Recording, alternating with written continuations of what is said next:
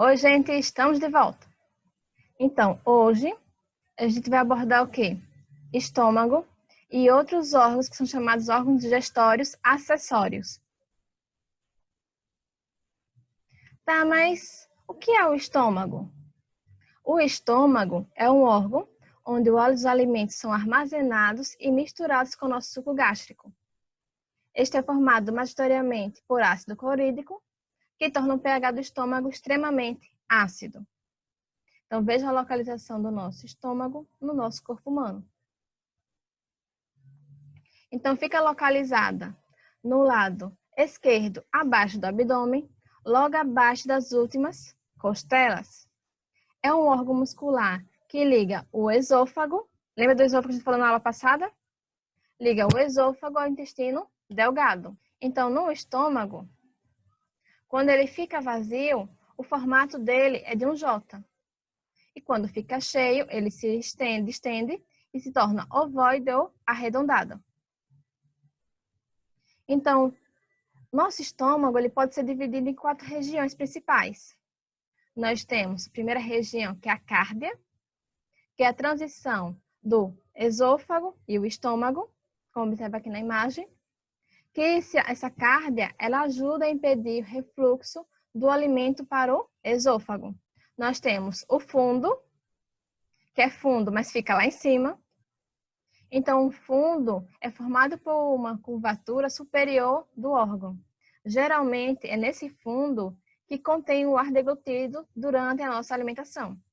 Você comeu, às vezes, tomou um refrigerante, comeu, às vezes, de boca aberta, engoliu o ar. Onde o seu ar acaba ficando armazenado? No fundo. Que depois você acaba conseguindo expelir ele. Nós temos o corpo, que é a maior parte do nosso estômago. E o corpo é uma região situada entre o antro, piloro e o fundo. No corpo, o que o corpo contém? Contém as nossas glândulas gástricas. É importante isso, viu? E nós temos o piloro, ou região pilórica, que é um dispositivo muscular de abertura e fechamento do osteopilórico. Quais são as funções do estômago? Digestão do alimento. Ele secreta suco gástrico, que contém o ácido clorídrico, que vai matar bactérias e vai desnaturar as proteínas. Tem a pepsina, que vai começar a digestão das proteínas. Tem o fator intrínseco, que vai auxiliar na absorção da vitamina B12.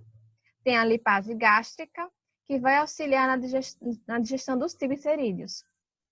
Então, veja quanto é importante o estômago para a gente, para o nosso corpo humano. O estômago também secreta alguns hormônios gástricos. Faz também a regulação do padrão no qual o alimento é parcialmente digerido e entregue ao intestino delgado. E faz a absorção de pequenas quantidades de água e substâncias dissolvidas. Então, se a gente for olhar no nosso estômago, cada célula vai ter uma função dentro do nosso corpo. Então, observe aqui que as células, cada uma é responsável por uma coisa. Tem células que vai produzir muco, tem células que vai produzir bicarbonato. O muco vai servir para quê? O muco vai servir como uma barreira física entre o lúmen e o epitélio. Vocês vão ver depois que é alguma forma de proteção do nosso estômago. Tem o bicarbonato, que vai ajudar a tamponar o ácido gástrico para prevenir danos ao epitélio. Nós temos o ácido clorídrico, que vai ativar a pepsina e vai matar as bactérias. Nós temos o fator intrínseco, que vai se ligar com a vitamina B12 para permitir a absorção da vitamina B12. Nós temos histamina, que vai estimular a secreção de ácido gástrico. Nós temos pepsina, que vai dirigir as proteínas. Lipase gástrica, que vai digerir as gorduras. Nós temos a somatostatina, que vai inibir a secreção de ácido gástrico. E nós temos a gastrina, que vai estimular a secreção do ácido gástrico. Então, a gente vai falar um pouquinho sobre cada um deles, para a gente entender melhor como funciona dentro do nosso estômago. Então, o primeiro deles, hormônio gastrina. Então, enquanto o alimento ainda está na boca, o nosso sistema nervoso, por meio do nervo vago, já vai começar a estimular ao nosso estômago, iniciando a liberação de suco gástrico. E quando o alimento vai chegar ao estômago, o estômago vai começar a secretar gastrina. Então, esse hormônio gastrina, que é produzido pela própria mucosa gástrica, ele vai estimular a produção de mais suco gástrico. Então, a gente fala que aproximadamente 30% da produção de suco gástrico é mediada pelo sistema nervoso, enquanto 70% restante depende do estímulo da gastrina. Então, de novo, vamos lá. Comi uma maçã. Estou mastigando a maçã, nosso sistema nervoso já vai sinalizar para o estômago para começar a produzir suco gástrico. Para já ter um pouco de suco gástrico no estômago, já que está sendo mastigado, vai chegar comida. Engoliu o alimento, passou pelo esôfago, chegou no estômago. Chegou no estômago o alimento, vai começar a secretar, nosso estômago, a secretar a gastrina, que é o hormônio. E esse hormônio gastrina, que é produzido pelo estômago, vai começar a estimular a produção de mais suco gástrico. Então, por isso que eles falam que 30% inicialmente é do sistema nervoso, enquanto 70% restante depende da gastrina, desse estímulo da gastrina, para poder produzir mais suco gástrico. Muco. Então, a gente já sabe que o nosso estômago é extremamente ácido e corrosivo. Então, a mucosa gástrica, ela tem que ser recoberta por uma camada de muco, que vai lubrificar o bolo alimentar e vai proteger o estômago das agressões do suco gástrico, que é bastante corrosivo. Então, imagine, nós temos um ambiente extremamente ácido.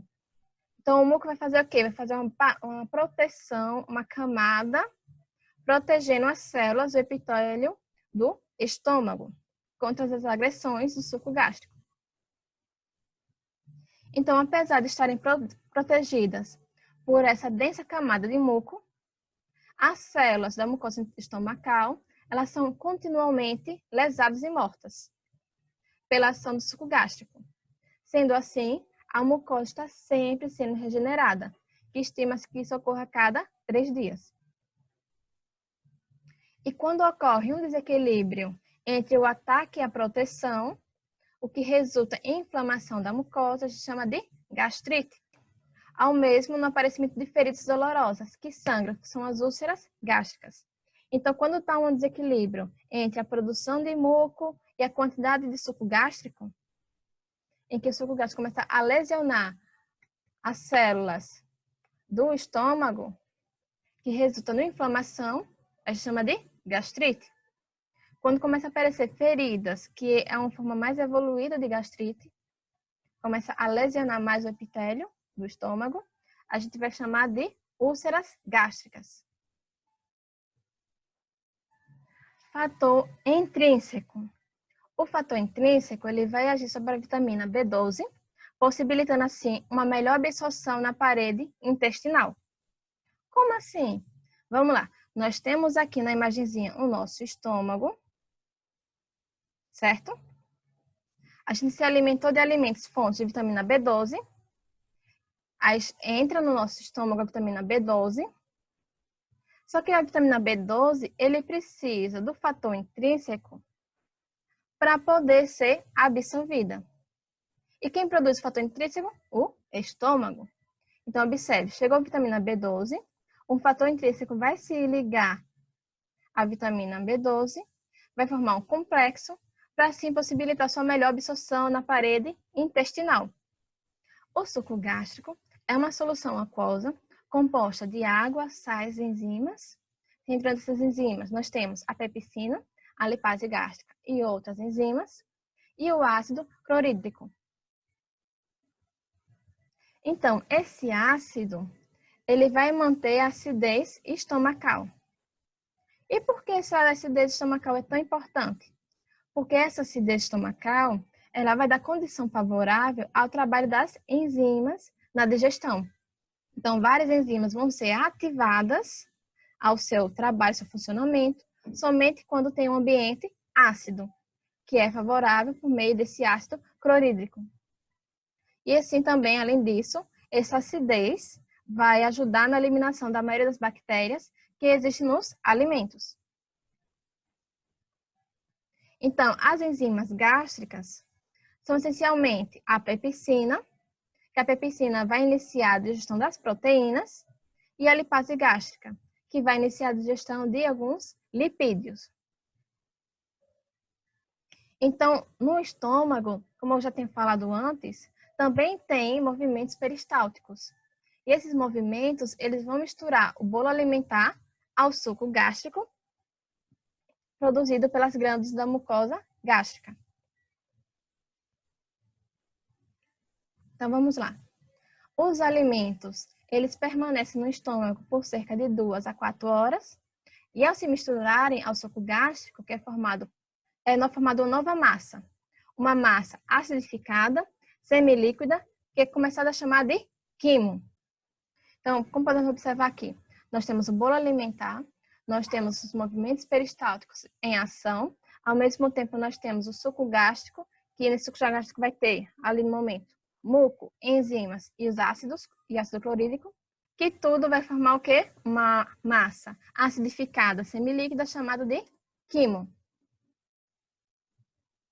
Então, nesse processo, o estômago sofre contrações que vão forçar o alimento contra o piloro. Então, nós temos movimentos peristálticos ali trabalhando no estômago. Então, nesse movimento peristáltico, essas contrações vão forçar que pequenas partes daquele alimento contra o nosso piloro, que está no final do nosso estômago.